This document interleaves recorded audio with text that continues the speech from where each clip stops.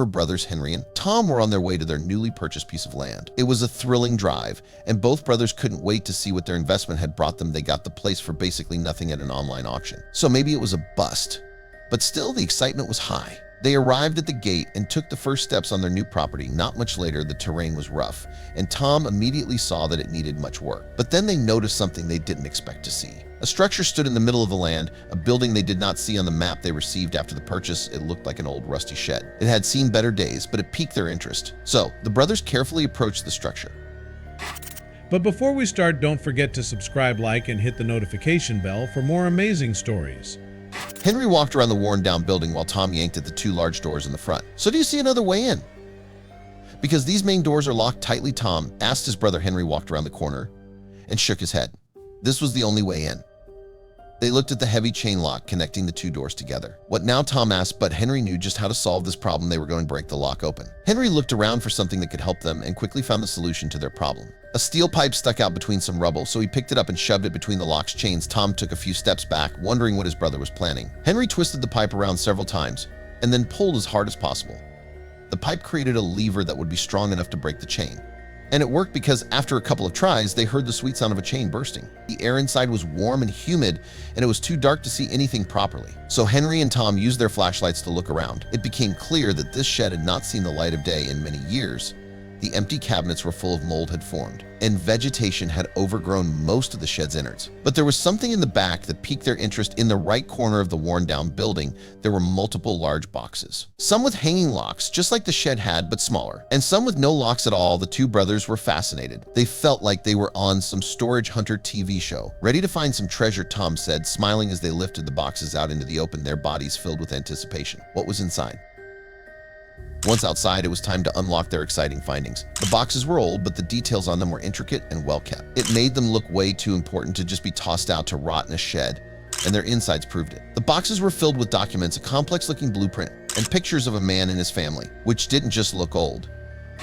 They looked ancient. The people's clothing in the picture was clearly not from a modern era. They saw black and white photos of a man supporting a considerable mustache, a woman in a corset, and a little girl holding a creepy doll. When Tom removed all the files from the box, he even found what was left of the doll from the picture. What is all this? He said, staring at the doll. These must have been the original owners of the land, Henry said in amazement. They took another good look at the stuff, eager to discover who these people were. And then something on the blueprint caught Henry's attention. He saw what appeared to be the shed, but it seemed to be part of a much bigger house. But what really caught his attention was what was scribbled in the corner. The blueprint was filled with perfectly straight lines. The drawings were so detailed and precise that they must have taken months to create. But there was one detail that was free-flowing apart that was clearly put on there as a finishing touch. It was the signature of the maker. The initials read RS. They were encased in an upside-down triangle, and something about it felt really familiar to Henry. Tom showed his brother the signature, and he also recognized the marking. There was something about the upside-down triangle that took them down memory lane. The shed and these plans quickly became more important than the land they bought. The intriguing find and mysterious RCS. A person held their interest. They had to find out who it was. So the two brothers stepped into their car and drove to the first place they could think of. The local library was the first stop on their road to discovery. It held a vast collection of books about the history of this town, and the Wi-Fi was way better here than back at home. The two brothers split up tasks and searched for hours. But unfortunately, their efforts seemed futile, because they didn't find anything about the mysterious RC. They needed to find another way to find out more. With no other option left, the brothers agreed they needed outside help. Maybe someone in this town knew more about RS and the land they had bought. So they decided to place an ad in the regional newspaper, asking for help in their search for the mysterious RS. Then the wait began, and it was a long one. For almost 2 months, there was nothing but dead silence. But then one day, early in the morning, the phone in Tom's house rang. It was 6:15 o'clock, and it was still dark outside. Who called at this hour? Tom wondered. Slightly irritated, he picked up the phone, and on the other end, a man answered. Tom was surprised to hear the man was a historian. The historian explained that he called because of the ad. I am convinced I can help you, he said. Tom was speechless. He couldn't believe what he just heard. After 2 long months of waiting, they finally got a new lead about the mysterious RS person. Let's go, Henry shouted as he put on his coat. The two men got the car and drove to the historian's workplace. Once at the workshop of the historian, the two brothers were greeted by an elderly man. They did not waste any time and asked their most burning question. Who was RC? The old man told the brothers that the man they were looking for was named Robert Stevenson, the original owner of the land. Stevenson. That is also our last name, Henry said, and all later they would find out that this was no coincidence. The historian told them that Robert Stevenson was the wealthiest man in town, maybe even the entire region, and that he lived back in the 19th century. But besides his birth year and status, little was known about him that caused the historian to be so fascinated by Arcès. And that's why he spent years of his life studying the mysterious man, and they would soon find more intriguing things about him. The historian looked at the stuff the brothers brought with them and noticed there was a blueprint. He grabbed it and carefully looked at it. "I've got one of these as well," he said in a soft voice. Henry and Tom turned around and looked at the old man with big eyes. A second blueprint. What could be on there? Tons of questions plagued their minds. After scrambling around in his closet for a few minutes, the old man pulled out a large sheet of paper. The brothers waited in anticipation and soon saw it was a blueprint of their land. With a layout of the house in the center of it, it even had the same initials, Ars, at the bottom right corner. Yet something was different.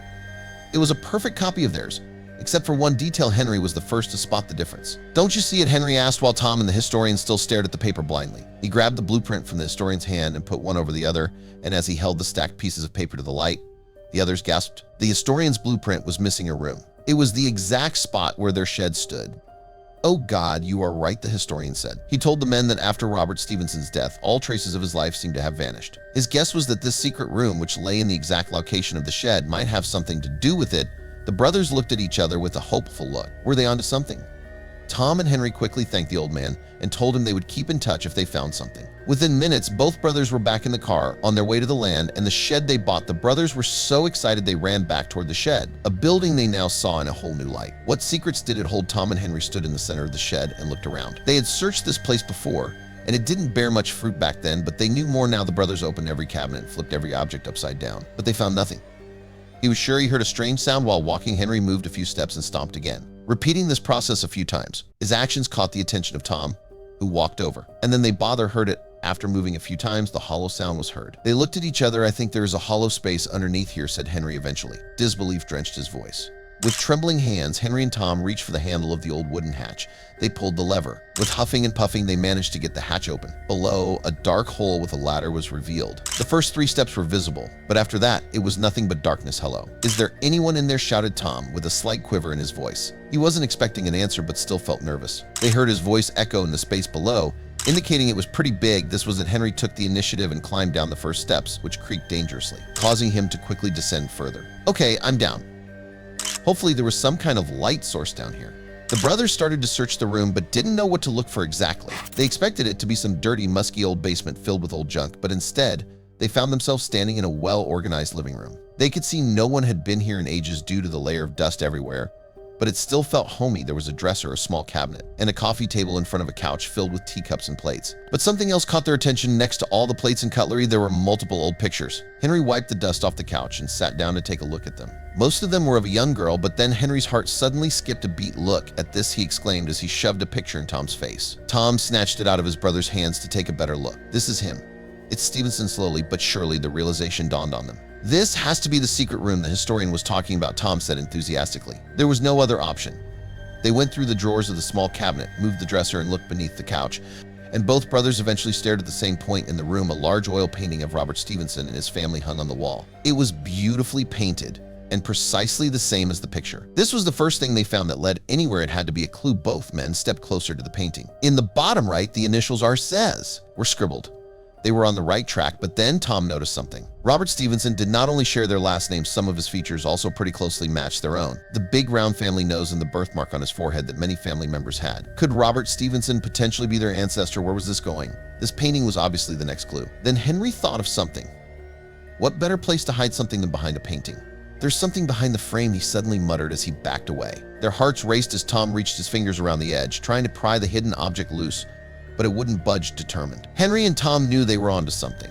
They carefully examined the frame, looking for any way to access the hidden object. But there didn't seem to be an easy way. The frame was firmly stuck to the painting. They knew this was their only chance to find out the secret. So the brothers agreed that desperate measures were acceptable.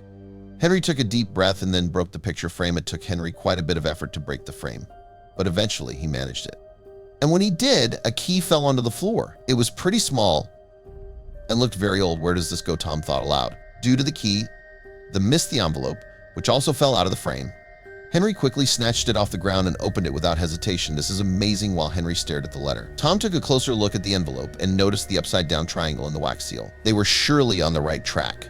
Henry then explained the letter said that only the true heir of Robert Stevenson could find it and that the person who found it was entitled to the family treasure. The brothers looked at each other in disbelief. Was this real? Where was the treasure? Tom and Henry read the letter again and again to find any hidden meaning. And their feeling was right because there was a clue in there. But what did it mean? Don't draw any conclusions. The treasure is kept safe. Only my true heir can find it, Henry murmured as he paced around the room. What could it mean?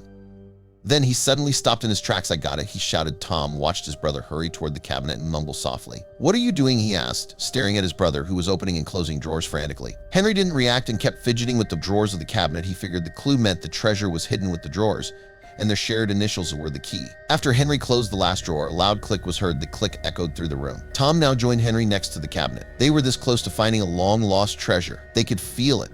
But what had opened? All the drawers in the cabinet could already be opened. Was there a secret one? The brothers quickly felt all around the cabinet, but there seemed to be no secret compartment.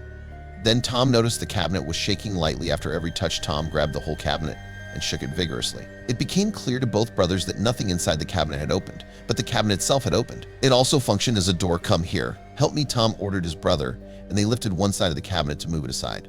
The brothers' faces illuminated as they saw what was behind the cabinet. There was a chest with a lock on it. Look at that, Henry exclaimed as he patted Tom on the shoulder. A mix of excitement and relief came over them. This had to be the treasure, right? What would be in it? The brothers quickly grabbed the chest and put it in the room. Tom took the key from the painting and put it in the lock. It fit.